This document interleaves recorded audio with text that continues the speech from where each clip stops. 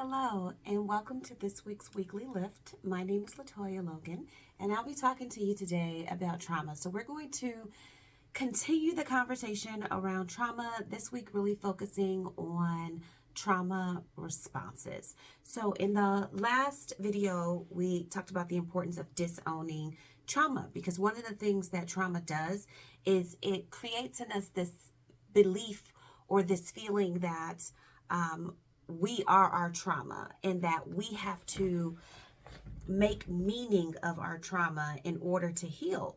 And that, quite honestly, is one of the reasons why people struggle in their journey through trauma recovery and healing, because they're trying to understand why this thing happened to them. What's the significance of it? Why is it important? And what is important to understand is that the trauma occurrence, event, or experience has no value. It's a terrible thing that occurred, and you don't have to own it or internalize anything about it. But in trying to make meaning of it, we sometimes engage in what I call pleasure-seeking behaviors or avoidance tactics. These are things that distract us from what is happening mentally and emotionally and sometimes even socially as a result of our trauma. So let's think about trauma related to, trauma related to betrayal, which is some of the most difficult trauma for us to overcome, because betrayal means that there was an expectation or a trust built connected to wherever this betrayal came from. So betrayal trauma can be you were neglected by your parents or caregivers and left alone to fend for yourself. It could be that you were abused by people you were told to trust and love. Could be a teacher, a coach, a minister, a sibling.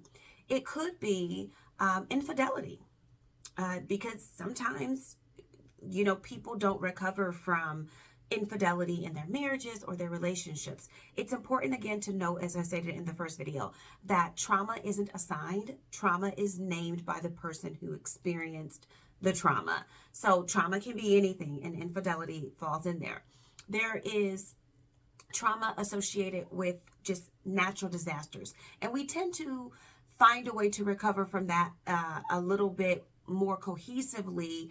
I don't want to say quicker, but in a way that makes sense to us, because we understand that natural disasters occur. If you survived a car crash, or you survived a tornado or a hurricane, you can see that as, okay, this is not a thing that it didn't take trust from me. It did not change the way I look at the world. It simply is a terrible thing that can happen. And then there's trauma that occurs that would be a type 2 trauma, things that are additive that occurred over time. And these things could be racism, it could be oppression, it could be poverty, it could be something that makes you feel disempowered. Even when you are doing your best or you are working extremely hard, you just haven't found a way to navigate through it. So how we respond to trauma is based on our crisis response system, and really what we've experienced, what we've been exposed to, and what we have been educated about. So if we work that, what have people told us are ways that you respond to pain, discomfort, suffering, uneasiness, or even just hurt and disappointment? What have you been taught about that? So if you saw your parent or caregiver have a very tough day at work and then come home and immediately start drinking, then that teaches you that alcohol is a method. It's a coping method to deal with the feeling of overwhelm, frustration, or at least discomfort. If you saw people fight after they felt attacked or overwhelmed, then you might learn that violence is a way of easing discomfort or pain. Or if you were raised in a household where people just shut down, they just stopped talking, they went to sleep, they just were silent, they isolated themselves, then you will learn that The way that you cope with discomfort and pain is to isolate yourself and to handle it singularly. Trauma responses are basically ways that we relieve discomfort or ways that we create some sense of power back in our lives. And that can include, some passive ways of doing that. Maybe we're engaging in avoidant behavior. So we're denying that we are impacted by what happened to us. I am fine. I'm going to be okay. And we may even lean heavily on our spirituality or religious beliefs. And we may say things like, well, God would not give me something that I can't handle. And so what that then does when we avoid the feeling of things, then it makes us 100% responsible for the trauma, which then of course deepens our choice of ignoring or avoiding the situation. So we can suppress our feelings by every time we start to feel discomfort, we shut it off. Nope, I am okay. We can choose to deny our feelings. I'm fine. Don't worry about me. I will get through this. I'm strong. And we can even choose to become numb and just disconnect from our feelings. So when we disconnect from those negative or uncomfortable feelings, we're also disconnecting from positive feelings. And this is why, when we're engaging in trauma work, we really talk about the importance of connection, which we'll take a really deep dive into that in the next couple of videos. But detachment is very effective. It's another form of apathy. It's our way of gaining control over ourselves by choosing not to experience the discomfort, by completely numbing what we feel altogether. Now, when we engage in pleasure-seeking behaviors, this can manifest in a myriad of ways. You could be a person who totally turns into seeking out adrenaline rushes. So, maybe you are into bungee jumping. You're looking for an experience that makes you feel something. So when I say pleasure, we're not talking about it makes me feel happy. Pleasure-seeking activities are just things that make you feel. There are some people who engage in self-interest behavior, which can be a trauma response, because in that moment of choosing to harm yourself, you feel empowered because it's your choice and you are taking ownership of your body and what happens to you. So other ways that we engage in self-interest behavior that are pleasure-seeking tactics could be engaging in high-risk sexual behavior, promiscuity. So sex can be a momentary relief of displeasure or discomfort, or it can bring in something that's really important, which is attention.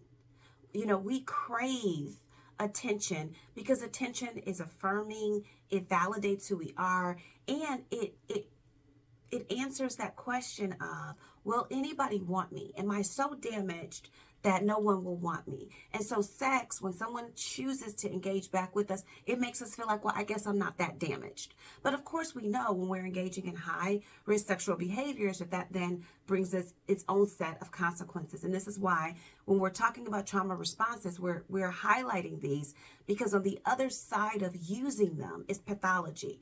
And that just simply means that it begins to cause impairment in your functioning. It can worsen your mental health symptoms, and it can keep you in a very low mood, depressed mood, and where you may be contemplating suicidality. So it's really important to, even if in the moment it's providing pleasure, that we're looking at the outside of that.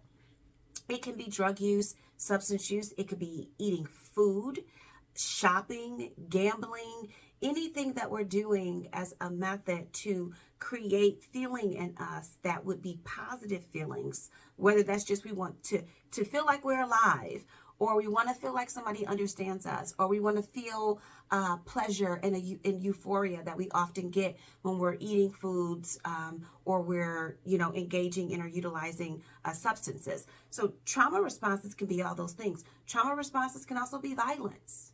Yes, and we don't talk about that a lot because we think, okay, well, aggressive behavior is just all bad. But there are some people who intentionally pick fights because they are relieving stress at that moment. It results in a release of negative feelings and a release of feeling hardship. And so aggression is definitely a trauma response. So when you think about all of these different trauma responses, they can also carry with them shame and guilt and self-blame. And these are the emotions that are tied to some of these behaviors we are engaging in. So when we see someone who's gone through something and we're like, well, why are they putting themselves in such a difficult situation where this would happen to them again, where they could be hurt again? And part of why that's happening is because trauma really does change the way the brain functions. It creates a filter that we now see the world through, where we are kind of put in a position of, I don't feel safe. I don't feel like myself. I'm not even sure that I can recover. And so, well, I might as well engage in behaviors that temporarily, even if it's temporarily, provide some form of pleasure, some type of release, and a level of affirmation for who we are. So trauma recovery has a lot to do with helping a person to build insight into what their responses are, what their crisis system may be. Not everyone is going to fight or flee, right? Some of us are going to fawn, which means we're going to engage in people-pleasing behavior. We're going to do whatever we think that will cause belonging, because trauma makes us feel isolated and alone. I have clients who literally will say to me, I am so effed up, Miss Logan. And I'm like, oh my gosh, you're not. But that's what trauma does to us. It robs us of our sense of self. So every time we say, I'm effed up, I'm no good, I can't get through this, or we try to make meaning, this trauma is supposed to make me a better person, then we are giving power to the trauma.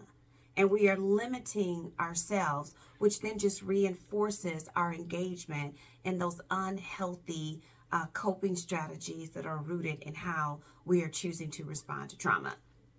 I know this is a lot. We could talk about trauma for hours and hours and hours, but my goal with these short videos is to truly help you begin to see, well, what behaviors am I engaging in that might actually be my trauma? What decisions am I making that are really rooted in my trauma? Self-rejection is one of the easiest ways that we choose to respond to trauma. We develop, someone betrayed us, so now we have developed a cognitive bias that no one is to be trusted. So if no one is to be trusted, then how do you have a healthy relationship? One, with yourself, in believing that you have the power of discernment, right? To be able to say, I can make a healthier decision. Or two, how do you trust people to come in and connect with you to help you learn a new way of engaging with the world, and to believe that this thing that happened to you over here is just that thing over there and isn't a permanent state of being. So I want you to ponder on that. I appreciate you being here and listening to today's talk. Next week, we will take a deeper dive into how you actually deal with those trauma responses and those coping mechanisms so that you can learn how to emotionally regulate. Thank you. If this video has been helpful, please like. I would love for you to comment, because that I will answer any questions you have, but that also helps me to determine what we're going to talk about next. Please share the video if it's been beneficial to you, and of course, subscribe, and